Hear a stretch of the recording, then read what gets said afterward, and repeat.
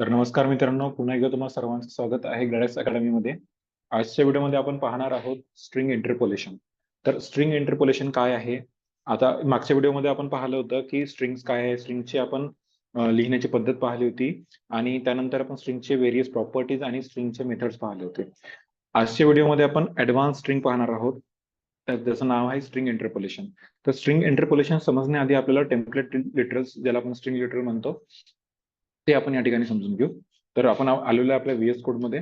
मी माझ्या व्हीएस कोडला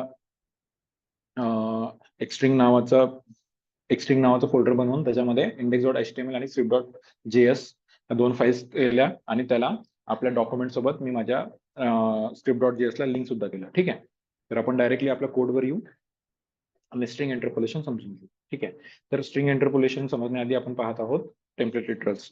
आता जुन्या टाईपमध्ये आपण पाहिलं होतं की आपण स्ट्रिंग कशी लिहितो. एक तर आपण डबल कोटचा यूज करतो किंवा सिंगल कोटचा यूज करतो आणि त्या स्ट्रिंगला आपण एखाद्या व्हेरिएबल मध्ये स्टोअर करतो. ठीक आहे. पण टेम्पलेट लिटरल्स मध्ये काय आहे की हे एक युनिक आणि स्पेशल स्टाईल आहे स्ट्रिंग लिहायची with the help of backticks. Okay, with the help of backticks याला म्हणतो आपण बॅकटिक्स, जे आपल्या कीबोर्डमध्ये टॅब या कीच्या वरती असते, ती आहे बॅकटिक. ठीक आहे. तर आपण एक नॉर्मल पुन्हा एक व्हेरिएबल घेऊ, str इज इक्वल टू आणि बॅकटिक्स देऊ. बॅकटिक्सच्या आतमध्ये मी हॅलो, ठीक आहे, काहीतरी स्ट्रिंग लिहिली, याला सेव्ह करतो आणि माझ्या डॉक्युमेंटवर येऊन str, तर तुम्ही पाहू शकता की माझी स्ट्रिंग या ठिकाणी प्रिंट झाली. ठीक आहे. तर ही एक पद्धत, ऍडव्हान्स पद्धत झाली स्ट्रिंग लिहायची, ज्याला म्हणतो आपण template literals with the help of backticks. ठीक आहे. आता स्ट्रिंग इंटरपोलेशन काय आहे? की string interpolation is a powerful feature in JavaScript that allows you to embed expression directly within string literal. ठीक आहे. This is done using template literals which are enclosed by backticks instead of single quotes or double quotes. ठीक आहे. This expression to be interpolated are wrapped in dollar sign and curly braces. ठीक आहे.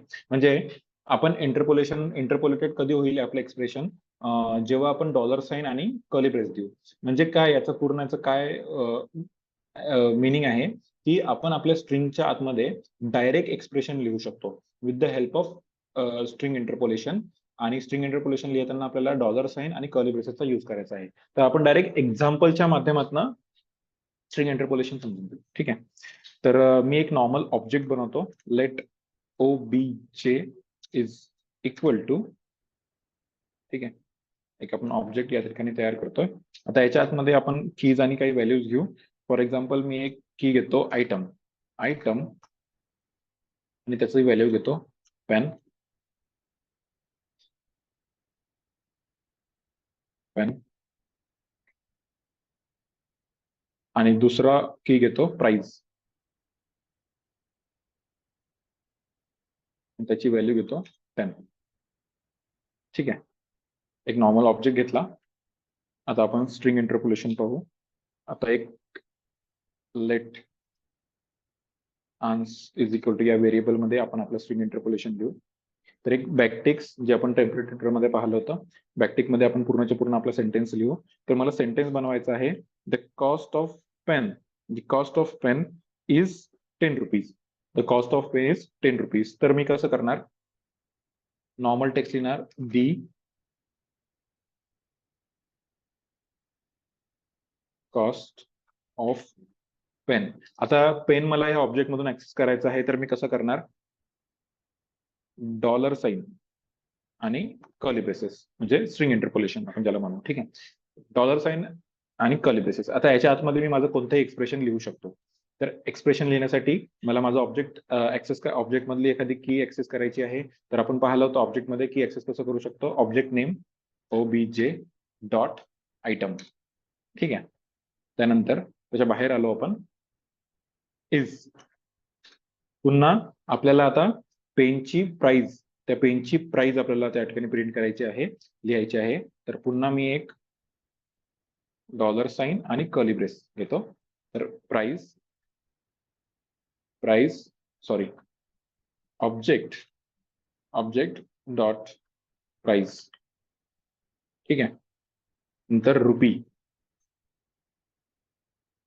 Save करतो आणि आपण direct आपल्या console मध्ये येऊ आणि आन्सला प्रिंट करू. तर the cost of pen is 10 rupees. तर याच्यामध्ये दी कॉस्ट ऑफ म्हणजे जेवढे काही टेक्स्ट आहे हे सगळं टेक्स्ट आपण आपल्या स्ट्रिंग मध्ये लिहिलं. पण आपण हे जे पेन आणि 10 हे जे दोन कीज आहे, हे जे दोन व्हॅल्यूज आहेत, ह्या व्हॅल्यू आपण ऑब्जेक्ट मधून ऍक्सेस केल्या. म्हणजे हे एक एक्सप्रेशन झालं आणि एक्सप्रेशन आपण डायरेक्ट स्ट्रिंग मध्ये ऍक्सेस करू शकलो with the help of string interpolation. ठीक आहे.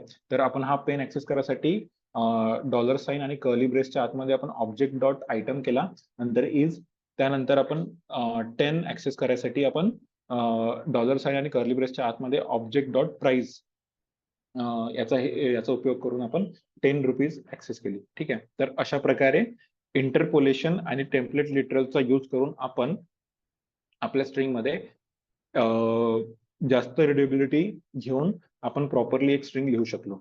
तर हे एक्झाम्पल होतं स्ट्रिंग इंटरपोलेशनचं. ठीक आहे. अशाच प्रकारच्या आणखी व्हिडिओसाठी झेडएक्स अकॅडमीच्या युट्यूब चॅनलला सबस्क्राईब करा. Thank you so much.